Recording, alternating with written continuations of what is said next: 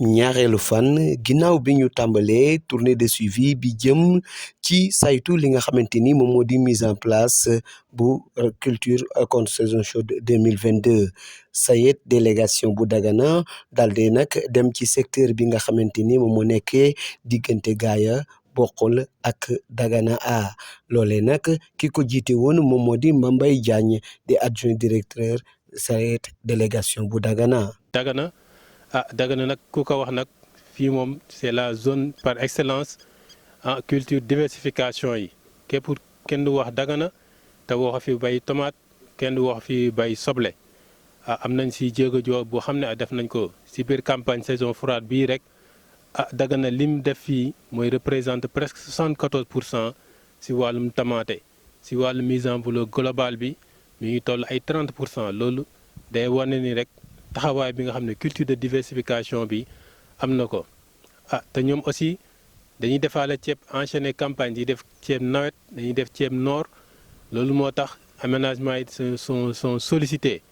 loolu nag day tax ma def benn digression rek pour xamal nit ñi ne programme Delta bi nga xam ne bokk na ci activité mi mooy ci composante yi mooy mu réhabiliter aménagement Dagana A Dagana B ak yenn piir yi nga xam ne mooy Mbilor Gidaxaar ak Kër Mbay ñooñu bokk nañ ci programme de réhabilitation boo xam ne incha allah SAED mi ngi ci étude APS yi te bu koy yàlla dogalee rek ci diir bu néew rek liggéey bi dina commencer. De façon globale nag niveau délégation ci campagne saison chaude bi amoon nañ ay objectifs yoo xam ne dafa tolloon ci 40 150 hectares ci situation bi nga xam ne moom la ñu mujjee am nag dem nañ ay plus de 28 000 hectares yoo xam ne c'est déjà semé loolu féete na boor par rapport ak l'année dernière aussi gis nañ ne ci waxtu bi même waxtu bi am na benn avancement boo xam ne am na ko par rapport ak campagne bi passé naka noonu nag ci wàllu ay jafe-jafe kilifa gi di ci indi ay leeral te nag di xamle ana yan taxawaay lañ ci war a jël. pour anticiper ci problème bi à travers la directrice de la délégation dañoo defoon un programme d'achat groupé de commande groupée de granit ñëpp xam nañ ni ci campagne yëpp di waase Gallo Médine bi koo wax mu ne la Gallo Médine ba loolu dafa nar ni ay gàllankoor ci wàllu mise en valeur yi moo tax mu teel a jël ay matukaayam daal di lëkkaloo ak suñu partenaire waa RMG de benn commande groupée de granit ay union Bundum ay 3PRD Kasak Nord Kasak Sud les privés ñoom ñëpp daal di bénéficier ci programme boobu ba maintenant c'est taux d'exécution bi mi ngi toll ci à 97%. loolu dina tax aussi ci wàllum lutte phytosanitaire bi am na ay amélioration yoo boo xam ne incha allah xaar nañ ko ci suñu naataango waa DPV aussi am na liggéey bu am solo boo xam ne ni nañ ko def régulièrement ñi ngi wàcc ci terrain bi di def ay prospection pour xool di def ay prévention pour au moins éviter yenn phénomènes yi nga xam ne amoon nañ ko fi. ci wàllu partenaire technique yoo xamante ni teewoon nañu foofee ñu mën ci ràññee ku mel ni ISRA ku mel ni SIFA ku mel ni DPV ku mel ni banque agricole waaye programme chaîne de valeur riz ñi nga xamante ni ñoom ñoo di assurance agricole tamit teewoon nañ ci jotaay boobule kenn ku ci ne ci ñoom rek di dellu si waat di wax ana yan taxawaay la këram taxawi ci zone bi ci wàllu mbay mi nga xamante ni moom moo di kon saison chaude 2022. soo dee xool nag taux de remboursement bi kon saison 2022 bi passé c'était pas fameux parce que def na résultat yu bëri yu négatif mais pour ren kon saison chaude bi su dee union locale bu Gaaya bi on a financé de montant de 51 524 500 moo leen dugal ci union locale de Gaaya pour une superficie de 130 hectares soo dee xool Njorna B3 dem na PAL 4 Njorna A Njorna C2 Njaareem Waalo Bokhol 2A Siobat ak Njorna C3 am na ñoo xam ne demoon ren campagne parce que dañ demoon hivernage te ñun par rapport ak suñuy décision soo bëggee dem campagne contre saison chaude danaa la nga fay hivernage nga soog a dem mais am ñoo xam ne am difficulté par rapport hivernage yi moo tax demoon campagne soo dee xool aussi union locale Bokhol Ngaakaan Jem moo fa dem Gëm Yàlla TAC 3 TAC 2A Jamineen Jubluwaay TAC 1C TAC 1A ak Njama 2 foofu ñu ngi leen jox 21 217 750 pour une superficie de 55 hectares soo dee xool tamit ñii tamit am na ñoo xam ne demoonu parce que dañ demoon hivernage wala am ñoo xam ne dañu ak fonds propre c'est autofinancement la.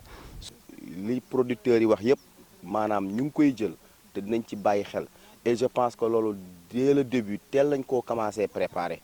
voilà moo tax actuellement campagne bi ni mu commencé nii dal na xel te ñu ngi ñaan yàlla aussi di soññaat producteurs yi si mesure prophylaxie yi maanaam nettoyage diguette yeeg yooyu parce que diguette boo dugal ndox 1 semaine 2 semaines day commencé amaat ñax te jënaxi loolu lañ bëgg ceeb bi su jógee dañ koy song te ku ñëw xam ni fii nii périmètre bi ñu nekk Dagana A xaw ma Dagana B dafa am maraîchage ak ceeb kon donc jënax conditions yooyu su réunir population maanaam juróom day gaaw kon ñu jéem a sàmmonteeg nañ ko doon defee ñu jéem koo jàppe noonu rek ba pression bi fu mu wàcce nii ñu gën koo wàcce waat encore. seen règlement intérieur dafa obsolète te changé wuñ ko boo demee tu trouves les mêmes personnes yu fa nekkoon depuis 1900 quelque ba léegi ñoo fa nekk bu ñu paree jox seen doom au niveau des instances amul lu ñu tudd gouvernance locale boo xam ne am na démocratie te yooyu yëpp ay xeetu xam-xam la yoo xam il faut ñu tàggal la ci nga xam ne li nga yor moom la ko dañ la ko dénk pour un laps de temps sax et par élégance boo yoree tuuti nga bàyyi jox kenn mu doxal moo tax yow soo demee xam-xam ba des waaye su fekkee yow kese yaa ko xam yow yaa ko mën yaa ko sañ mais boo fa jógee catastrophe am loolu moo tax SIFA accompagner leen pour augmenter seen capacité concurrentielle parce que suñu ko defu dans un futur proche ñoom dootuñu bokk déjà ci schéma bi loolu lañ leen bëgg éviter moo tax ñu leen indil yeneen xam-xam yu bees yoo xam dañ leen mën a permettre aujourd'hui ñu concurrencer yeneen baykat yi nekk au niveau mondial te loolu moo des ci àdduna bi parce que bay c'est un métier qui est très noble je dis mais nag da nga koy xam ndax loo xamul mënoo ci def lu sotti te lu àdduna lépp aussi loo gis xam-xam moo ko lal soo xamul doo mën def. ca seen wàll nag ña faree foofee ci secteur bu Dagana ñu ràññee ci ña nga xamante ni ñoom ñoo fa teewaloon maire bu Bokhol ak maire bu Dagana kenn ku ci nekk yëkkati na ci kàddoom laata nag baykat yi nekkee ci wàll wi daal di wax nag ñoom it ana yan pexe yu yees rek la ñu dugal ci mbay mi ngir mu gën a ñoŋ. wàllu yoon jur gi su sunu sunu maire ci wàllu yoon jur gi am nañu ci jafe-jafe ci teen mi ci teen fu ñu naanukaay yi yàggal deen kenn alhamdulilah kenn dëkkale ko te léegi jur yi am nañ ci problème lool ndax yi fu ñu doon naan ñax moo ci sax alhamdulilah bi jur yi ñu ci bare dañoo dow pour nandal foofu ndax jur yi bu ñu naanee foofu ànd ak salte yi dafa indal jur yi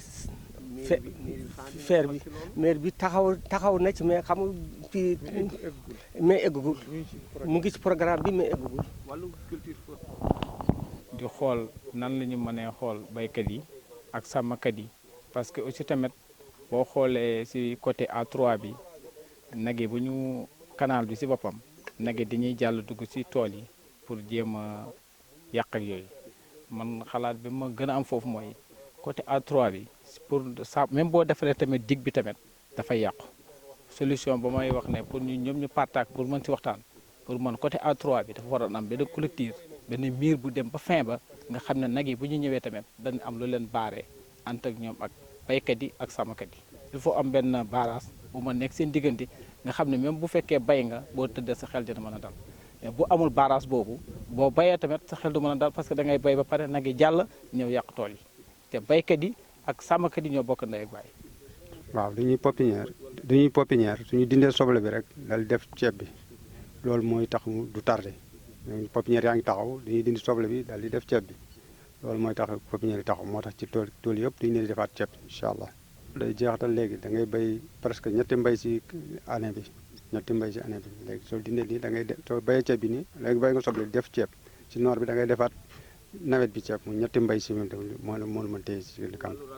waaw mbayum France boobu nga gis ñu kaa def dafa nekk dafa am jamono boo xam ni jamono boobu loolu la laaj parce que benn mooy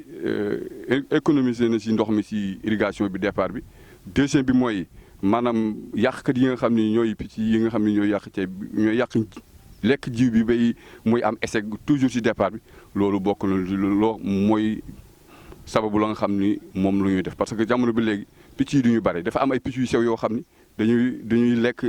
ceeb bi am yoo xam ne ci bëccëg bi lañ koy lekk am yoo xam ne ci guddi gi lañ koy lekk yooyu yëpp dañu si daje mais bu fekkee def nañ ko mbéy nañ ko mbéyu France bi dootu am yooyu dootu ci am ñaar yooyu yëpp duñ ci am